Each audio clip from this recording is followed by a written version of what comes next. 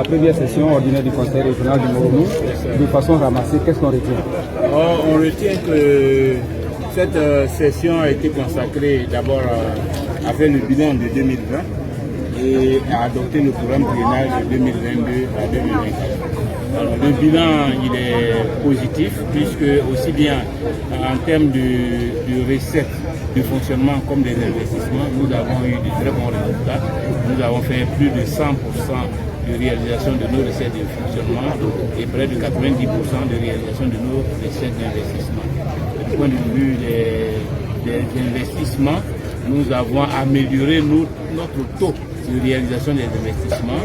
Donc, de nombreux chantiers ont été réalisés dans le domaine de l'éducation, dans le domaine de la santé, avec la construction de centres de santé, et dans le domaine de l'hydraulique, avec des 4 HVA qui sont en cours d'achèvement.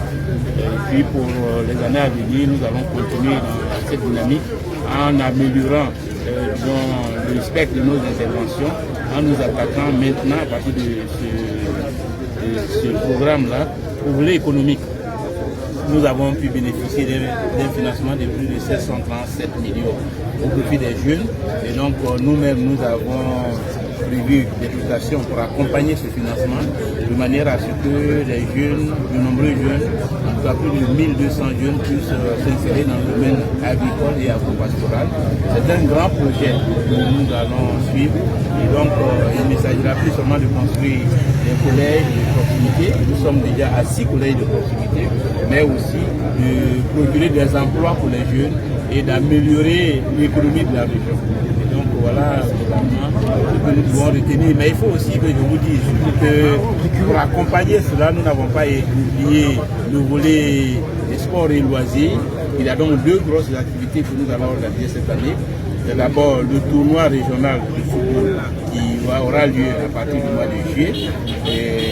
Mais surtout le Moronou Rally, un rallye que nous avons réussi à inscrire au calendrier des manifestations sportives de la Fédération ivoirienne des sports automobiles, qui aura lieu du 17 au 19 septembre 2021. C'est une grosse opération qui va donner de la visibilité à la région de Moronou. Vous venez à cette machine que vous avez offert à la région. Oui. Les voies seront très bien récoupées. Oui, évidemment. Évidemment, vous savez bien que nous avons plus de 1000 km de pistes dans la région et cela nécessite un entretien pour pouvoir évacuer la production depuis les campements, depuis les hameaux de culture et donc pour aider les parents à commercialiser leur production. Mais aussi, entre deux, c'est une sous-préfecture, améliorer la praticabilité de ces voiries. Or, il se trouve que nous n'avons pas de moyens et cela pénalise tout le monde. Donc nous avons déjà commencé à résoudre ce problème à travers l'acquisition cette année d'un gradin contenant de près de 140 millions de francs CFA. Et nous envisageons de continuer pour renforcer ce patrimoine de travaux publics et pourquoi pas même voir comment ce patrimoine peut servir aussi à aider l'agriculture à travers l'aménagement des plateformes agricoles.